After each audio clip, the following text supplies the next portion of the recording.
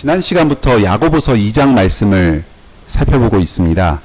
야고보서 1장은 야고보서 전체의 서론에 해당하는 내용이었습니다. 말씀을 의지해서 시험을 이기라고 했습니다. 일반적인 차원에서 말조심하는 것, 교회 안에서 약한 사람을 귀하게 여기는 것, 세속에 물들지 않는 것, 이런 것들을 가르쳤습니다. 2장부터는 그 당시 편지를 받는 그 교회가 처한 여러 가지 시험의 구체적인 내용들을 자세하게 살펴봅니다. 가장 먼저는 교회 안에서 외모로 사람을 차별하는 문제를 봅니다. 영광의 주 예수 그리스도를 믿는 사람은 도저히 사람을 외모로 차별할 수가 없습니다. 우리 주님은 외모로 사람을 보지 않으십니다. 예수님의 영광을 본 사람은 예수님을 닮아서 자기도 영광 가운데 들어갑니다. 내 안에 사람을 차별하는 것이 있다면 복음을 통해서 예수님의 영광을 다시금 분명하게 볼 수 있도록 기도해야 하겠습니다. 한 가지 사례를 살펴봤습니다. 교회에 온 방문자 중에서 부자와 가난한 사람이 있었습니다. 방문자를 안내하는 그 교회 지도자들이 부자는 귀하게 대접해서 좋은 자리로 안내했습니다. 반면에 가난한 사람은 앉든지 서든지 마음대로 하라고 했고, 또 앉으려면은 이곳 내 발등상 아래 이 천한 자리에 앉아라 했습니다. 겉으로 드러나는 조건을 가지고 이런 차별을 행하는 것은 아주 잘못된 일입니다. 이렇게 사람을 차별하는 것은 사실 하나님께서 가난한 자를 높이신다고 하는 그 말씀을 믿지 못한 데서 나온 것입니다. 또 스스로를 하나님과 같은 사람으로 생각하는 그런 교만한 마음에서 나온 것입니다. 우리가 뭐길래 겉모습만 가지고 다른 사람의 가치를 함부로 판단합니까?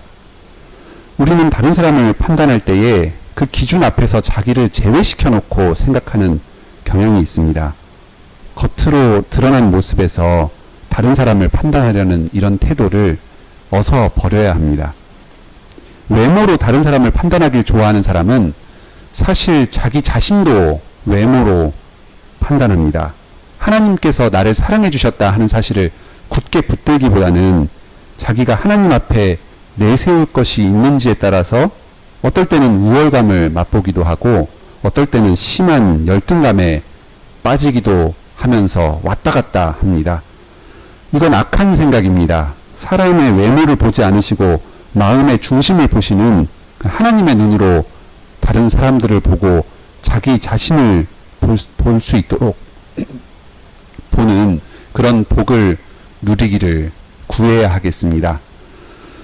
이 말씀은 2000년 전 초대교회에 주신 말씀이지만 오늘날 우리 교회에도 생생하게 적용됩니다. 세상이 교회에 그대로 들어와 있습니다. 돈 있고 힘 있는 사람들을 높이는 문화가 교회 안에도 만연하다는 것을 우리는 잘 알고 있습니다. 여기 관악교회라고 뭐 별다를 것이 있겠습니까? 이 야고보서 말씀을 사도가 바로 우리 교회, 바로 우리들에게 주는 편지라고 생각하고 들으시길 바랍니다. 나로서도 어찌할 수 없는 이 사람을 판단하는 이 나의 사고방식, 우리의 그 뼛속 깊이까지 물든 이 차별하는 의식을 벗어나려면 과연 어떻게 해야 할 것인가? 야고보서가 가르치는 말씀을 귀담아서 들으시길 바랍니다. 그 말씀을 붙들 때 하나님께서 우리의 이 차별하는 교만과 불신앙의 태도에서 벗어나게 해주실 것입니다.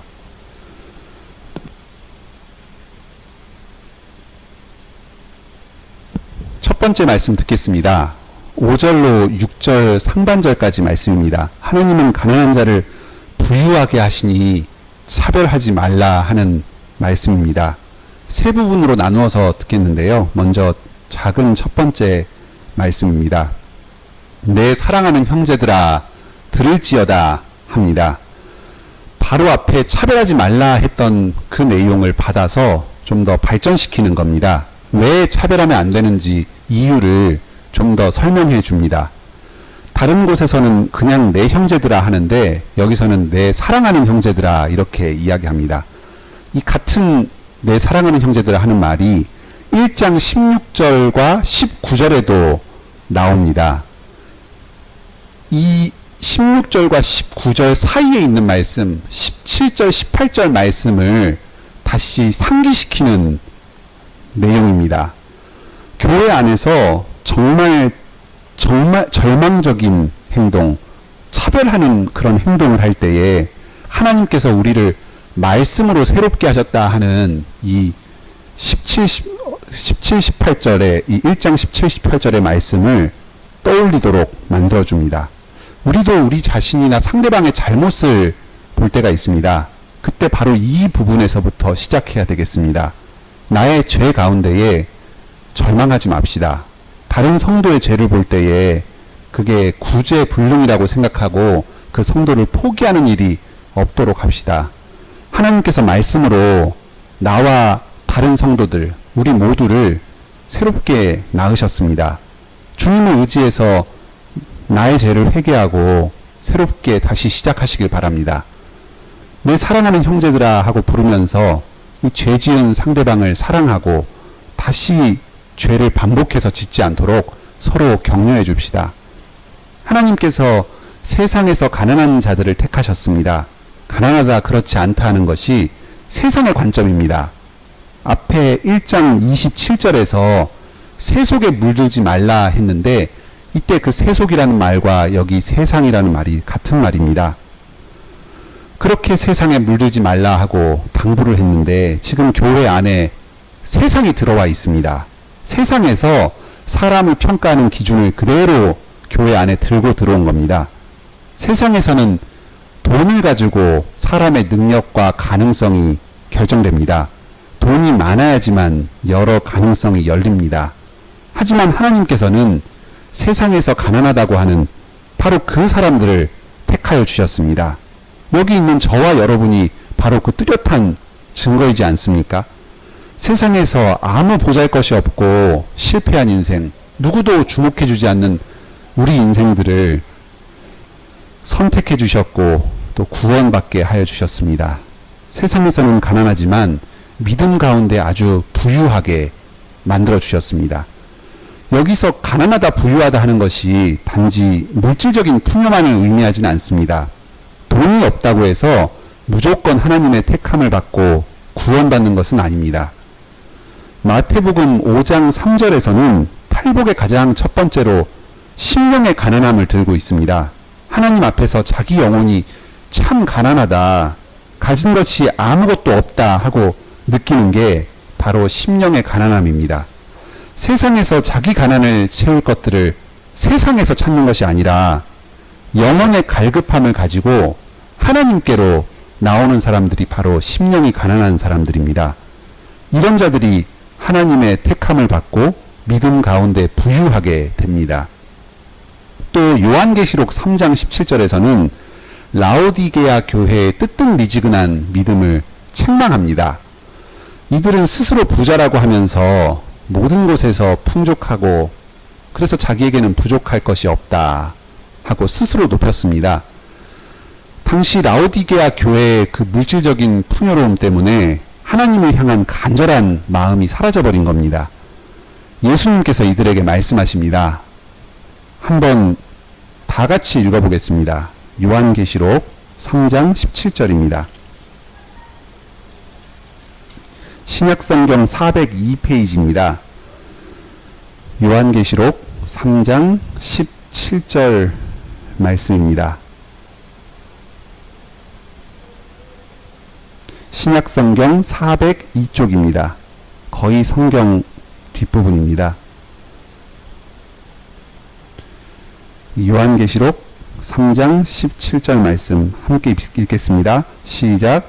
네가 말하기를 나는 부자라 부유하여 부족한 것이 없다 하나 내 공고한 것과 가련을 알지 가난한 것과 눈먼 것과 벌거벗은 것을 알지 못하는도다. 여기 부유하다 하는 것과 가난하다 하는 말이 대비가 돼서 나오고 있습니다. 스스로 부자라고 생각하지만 사실은 공고하고 가련하고 가난하고 눈멀고 벌거벗은 것을 알지 못하는 자들입니다. 세상의 관점에서 가난하다, 부유하다 하는 게 중요한 것이 아닙니다. 세상은 우리를 차별하지만 하나님 앞에서 우리 모든 사람들은 다 가난한 자들입니다. 가난하다는 점에서 평등한 사람들입니다. 세상에서는 결코 나의 부족함을 채울 수 없다 하면서 하나님께 나오는 사람들이 참으로 믿음을 가진 자들입니다. 바로 이런 자들이 믿음 안에서 하나님께 모든 좋은 것들을 받아서 풍족하게 누리게 될 것입니다. 이런 자들은 돈 많은 자들과 가난한 자들을 결코 차별하지도 않을 것입니다. 하나님 앞에서 우리 모두가 가난한 자들이라는 걸 알면 자기도 가난한 주제에 어떻게 다른 가난한 사람을 차별할 수가 있겠습니까? 또 하나님께서 자기뿐만 아니라 그 가난한 사람도 다 같이 믿음으로 풍족하게 해주셨다는 것을 아는데 무슨 차별할 것이 더 있겠습니까? 참으로 다른 사람들을 세상 관점에서 차별하는 그 사람은 이 믿음의 비밀을 모르는 사람임이 분명합니다. 두 번째 작은 말씀을 듣겠습니다. 세상에서 가난한 자들을 함부로 대하지 말아야 할 또 다른 이유가 제시됩니다. 그들은 장차 하나님께로부터 나라를 상속받을 상속자들입니다. 세상 관점에서 보았을 때는 한없이 가난한 그들이지만 믿음의 눈으로 보면 그들은 상속자인 것이 보입니다. 지금 여기서 말하는 가난한 자는 단지 물질적으로 돈이 없는 사람만 가리키는 게 아닙니다. 아까 그 가난한 자가 심령의 가난함을 의미한다. 또 그리고 하나님 앞에서 가난하다 하는 걸 의미한다 하는 걸 살펴보았는데요. 여기에도 또 한 번 같은 말씀이 나옵니다. 세상에서 가난한 자가 상속받을 나라가 어떤 나라입니까? 여기 야고보서 2장 5절 말씀에서 이 사람들이 상속받을 나라가 어떤 나라입니까? 하나님을 사랑하는 자들에게 약속하신 나라입니다. 세상에서 가난한 사람 중에서 하나님께서 택하신 사람들이 있습니다. 이 사람들은 하나님의 말씀을 듣고 새롭게 되어서 하나님을 사랑하는 대로 나아오게 됩니다. 하나님이 외모로 사람을 차별하지 않으십니다. 부자 중에서도 택하는 사람이 있고 또 가난한 중에서도 택하시는 사람이 있습니다. 그러니까 우리는 교회를 새로 방문한 방문자들이 외모만 보고서 부자다 가난한 사람이다를 따져서 그들을 차별적으로 대해서는 안 됩니다. 하나님께서 택하신 사람, 하나님을 사랑하는 그 사람일지도 모른다 하고 생각하고 부자든 가난한 자든 다 평등하게 대해야 합니다. 자기를 사랑하는 자들에게 약속하셨다 하는 이 말이 야고보서 1장 12절에서도 나옵니다. 1장 12절에서는 시험 가운데 견디는 것에 대해서 이야기합니다. 이 2장 5절과 1장 12절을 연결시켜 보면 하나님께서 그 택하신 신자들, 그 교회 안에서 가난한 자와 부유한 자를 함께 두신 것 자체가 하나의 시험거리라는 것을 알 수가 있습니다. 빈부의 상황에 처한 그 사람이 하나님께서 나를 왜 이런 지경에 두셨나 하고 힘들어할 수가 있습니다. 또 주변 사람들 또한 다른 성도의 부유함 아니면은 가난한 그 모습을 보고서 자기를 비교하고서 세속적인 가치관에 물들어 버릴 수가 있습니다. 신자들 가운데 부유한 자도 두시고 또 가난한 자도 두셔서 서로 어울려 살도록 하신 것이 하나님의 큰 시험입니다. 동시에 하나님께서 우리를 연단시키는 과정이기도 합니다. 믿음의 눈으로 사람들을 보도록 하시고 또 외모에 사로잡히지 않도록 객관적인 그 외적인 기준들에 사로잡히지 않도록 우리의 관점을 계속해서 변화시켜 나가시는 것입니다. 이러한 시험을 잘 통과한 사람들은 그 사람이 부자든 가난한 사람이든 관계없이 생명의 면류관을 모두가 누리게 될 것입니다. 부자와 가난한 자가 다 함께 하나님의 나라를 상속해서 영원히 그곳에서 함께 어울려 살게 될 것입니다. 이 말씀을 굳게 믿는 사람이라면 더 이상 가난한 사람을 차별하지 않을 것입니다. 심령이 가난한 자는 복이 있나니 천국이 그들의 것이미요. 그 사람은 하나님의 아들, 딸이고 하나님의 나라를 상속할 상속자입니다. 부자를 실제로는 그 상속자인 그 부자인 사람을 가난한 사람 취급하는 게 얼마나 우스운 일입니까? 가난한 사람을 차별하는 그 사람은 더 이상 하나님의 상속자가 아닙니다. 스스로 부자라고 생각했던 그 사람이 사실은 알거지이고 아무것도 남지 않은 가난한 사람이 되어버리는 겁니다. 자기가 정작 가난한 사람이면서 실제로는 하나님 나라의 상속자인 부자인 그 사람을 차별하는 우스꽝스러운 꼴에 들어가게 될 것입니다. 이런 어리석은 자가 되지 않도록 항상 스스로를 살펴서 조심하시길 바랍니다.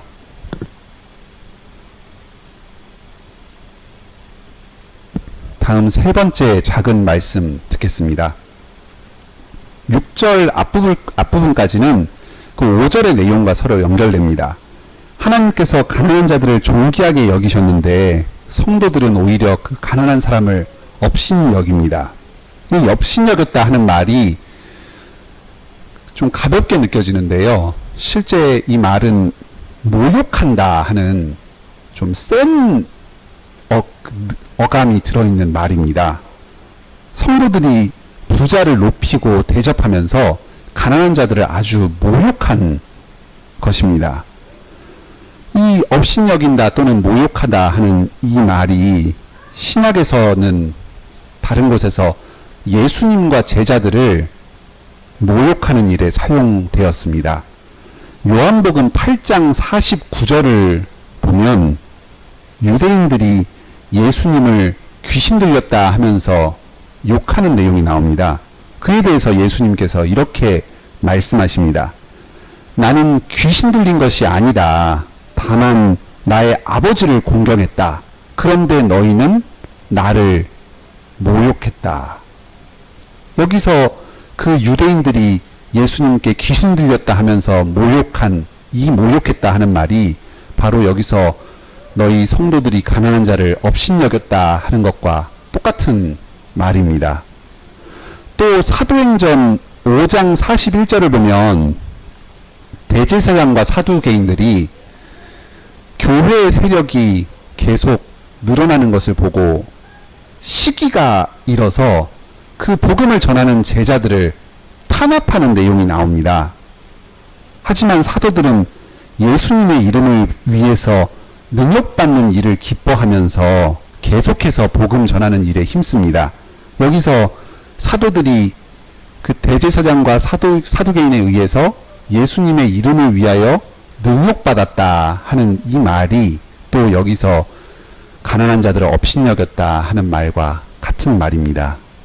야고보서는 교인들이 부자와 가난한 자를 차별하는 이 일이 바로 유대인이 예수님과 사도를 모욕하고 핍박하고 또 심지어는 십자가에 못 박아 죽인 것과 똑같은 잘못이라고 가르칩니다. 교회 안에서 세상의 관점에 따라서 겉으로 드러나는 조건을 가지고 사람들을 차별하고 업신여기는 일이 작은 일이 아닙니다. 예수님과 제자들을 핍박하고 능욕하는 것과 같이 아주 큰 죄입니다. 이러한 죄는 새로 방문한 사람을 어떤 식으로 안내하느냐 하는 작은 일에서부터 드러날 수 있습니다. 오늘 이 말씀을 통해서 우리가 혹시나 다른 성도를 외모로 차별하지는 않는지 심각하게 돌아보아야 하겠습니다. 또 이 말씀을 통해서 예수님께서 우리 가난한 성도들을 얼마나 귀하게 여기시는가 하는 것도 알 수 있습니다. 이들을 모욕하는 것이 곧 나를 모욕하는 것이나 마찬가지 일이다 하고 가르쳐 주십니다.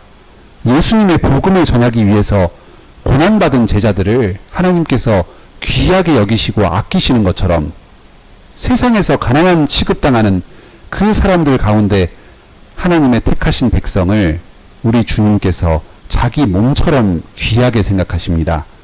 우리가 주님을 사랑하고 또 그분을 공경한다면 그분이 소중하게 생각하는 바로 이 사람들 또한 귀하게 대접해야 하겠습니다. 다음 두 번째 말씀 듣겠습니다. 6절 하반절로 7절 말씀입니다. 부자들은 그리스도인들을 핍박하니 차별하지 말라 하는 말씀입니다. 지금까지 5절로 6절 상반절까지는 가난한 사람을 차별해서 업신여기지 말라 하는 말씀을 들었습니다. 여기 6절 하반절로 7절에서는 부자들을 차별해서 필요 이상으로 높이지 말라 하는 말씀을 듣겠습니다. 너희가 동경하는 그 부자, 선망하는 그 부자들의 실상이 무엇인가 하는 걸 드러냅니다. 그들은 그리스도인들을 억압하는 자입니다. 이 억압한다 하는 말이 신약 성경에서 딱 두 번만 나온 좀 특이한 단어입니다. 나머지 한 번이 사도행전 10장 38절에 나옵니다. 베드로가 고넬료의 집에 가서 행했던 그 설교의 한 대목에 나오는 말인데요. 예수님께서 마귀에게 눌린 자, 마귀에게 억눌린 자를 모두 고치셨다 하고 그 예수님의 능력에 대해서 설교를 합니다.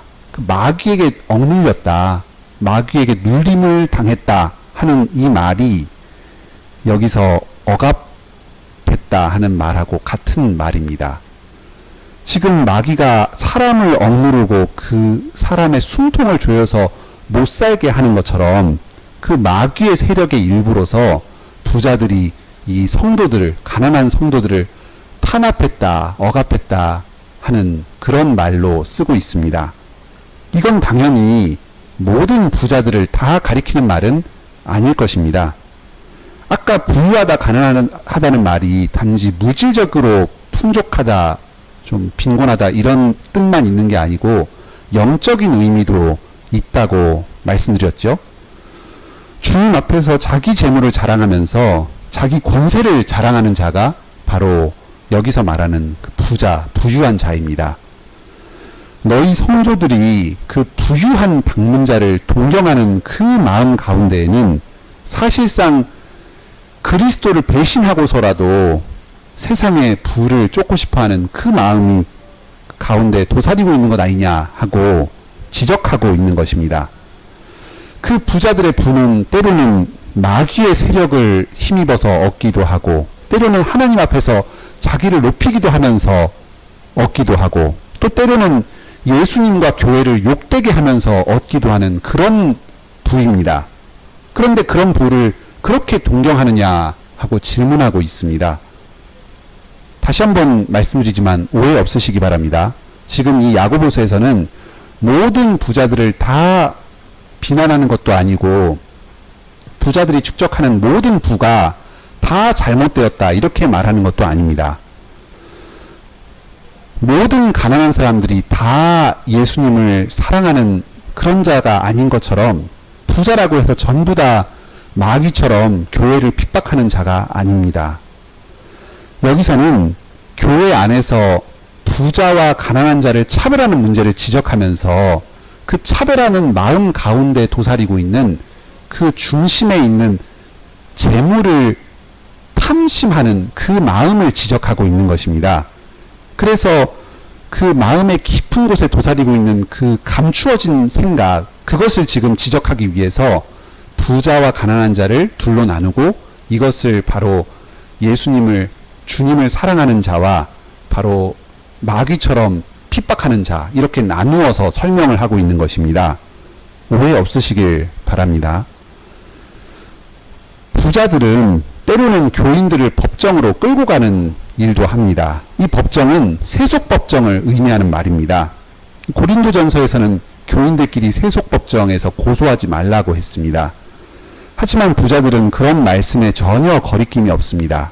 그 새로운 방문자가 교회에 잘 정착해서 우리 교회를 크게 일으켜주겠다, 그리고 우리 교회에 아주 유력한 사람이 되어서 교회를 보호해주겠다 이렇게 생각하고 그 부자를 아주 떠받들듯이 해서 좋은 자리에 앉히고 잘 적응하도록 공을 들였습니다. 하지만 그 사람들은 결국은 성도 하나님의 말씀을 그렇게 귀하게 생각하지 않고 성도와 어떤 분쟁이 생겼을 때 그 말씀을 아주 가볍게 생각하고 그 성도들을 끌고 세속 법정으로 데려갈 그런 자들입니다.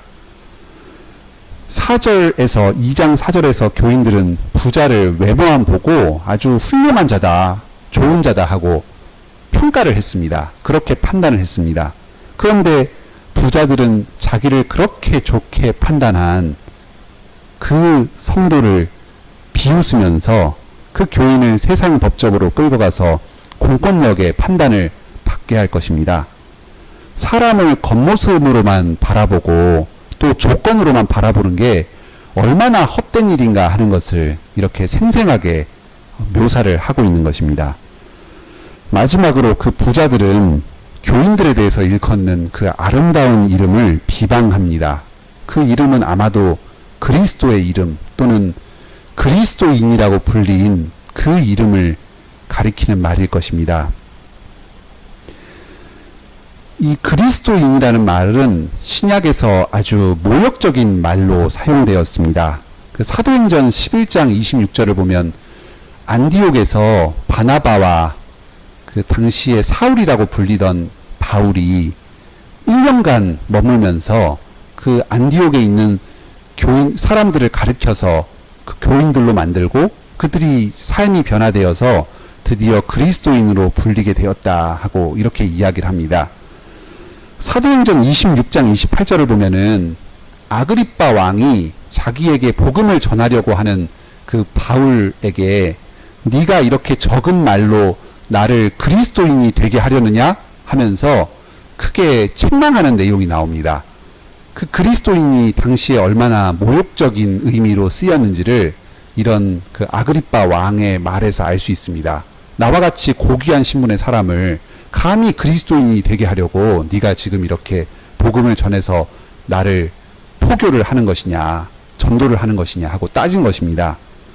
베드로전서 4장 16절에서는 그리스도인으로 불리면서 고난받는 경우에도 결코 부끄러워하지 말라 이렇게 이야기합니다.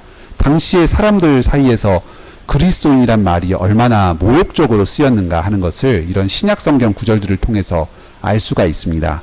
이 부자 또한 이 교회에 다니는 사람들, 교회에 방문은 하였지만 거기에 다니는 사람들을 그리스도인이라고 부르면서 천대하고 마치 아그리빠 왕처럼 업신여기는 마음이 그 속에 깊이 깔려 있었던 것입니다. 지금 당장은 어떤 이유로 인해서 예배에 잠시 출석을 하였지만 정말 그리스도인이 되고 싶어하는 마음은 그 속에 없었던 것입니다.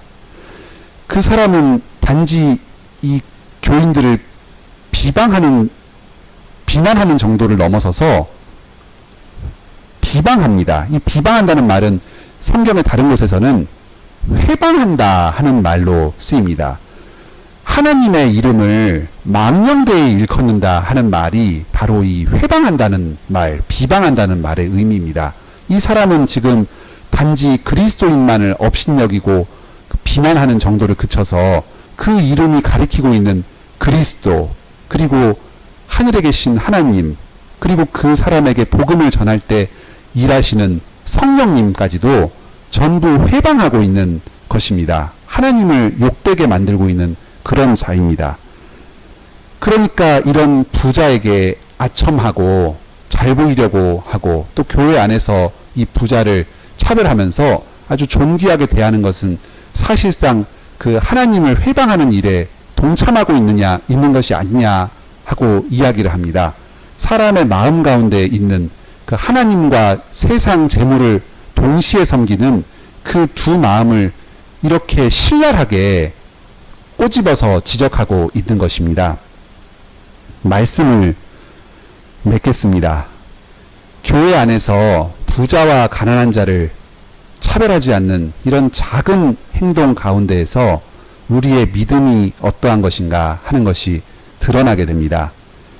아까 아름다운 이름을 비방한다 하는 이야기가 나왔는데 이 아름다운 이름, 아름답다 하는 말이 야고보서에서 3번이 나옵니다. 그런데 이 한 번이 여기 2장 7절에서 나왔고 나머지 2번이 나온 것이 좀 의미가 있습니다. 그 2번은 야고보서 3장 13절에서 먼저 한번 나옵니다. 여기 오늘 본문 바로 뒤쪽이죠. 야고보서 3장 13절을 보면 너희 중에 지혜와 총명이 있는 자가 누구냐? 그는 선행으로 말미암아. 이 선행이라는 말에 아름답다는 말이 들어있습니다. 이렇게 보면 전혀 모르겠죠. 이 선하다 하는 말이 아름답다 하는 말입니다. 아름다운 행동으로 말미암아 이런 의미입니다. 그리고 다음 4장 17절입니다. 여기도 마찬가지입니다. 그러므로 사람이 선을 행할 줄 알고도 행하지 아니하면 죄니라. 여기 선이라는 말이 또 아름다움을 이라는 말입니다. 아름다움을 행할 줄 알고도 행하지 아니하면 이런 말입니다. 모두가 그 아름답다 하는 말이 선한 행실과 관계돼서 쓰이고 있습니다.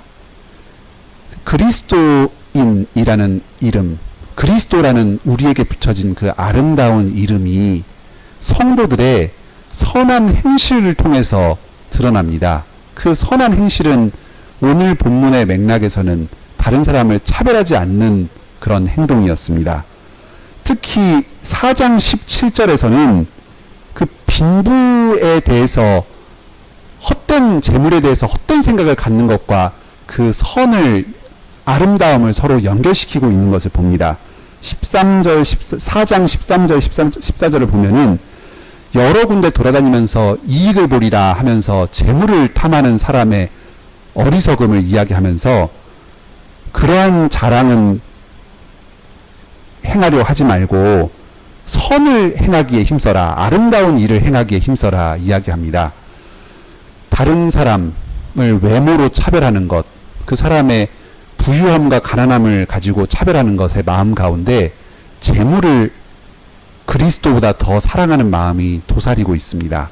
반면에 모든 사람들을 그 외모를 보지 않고 차별하지 않고 동등하게 하나님의 백성으로 대하는 그 행동 가운데 그리스도의 아름다운 이름을 높일 수가 있습니다. 모두가 이러한 선한 행실로 그리스도의 이름을 높이는 삶을 사시기를 바랍니다. 함께 찬송 부르겠습니다. 시편 10편입니다.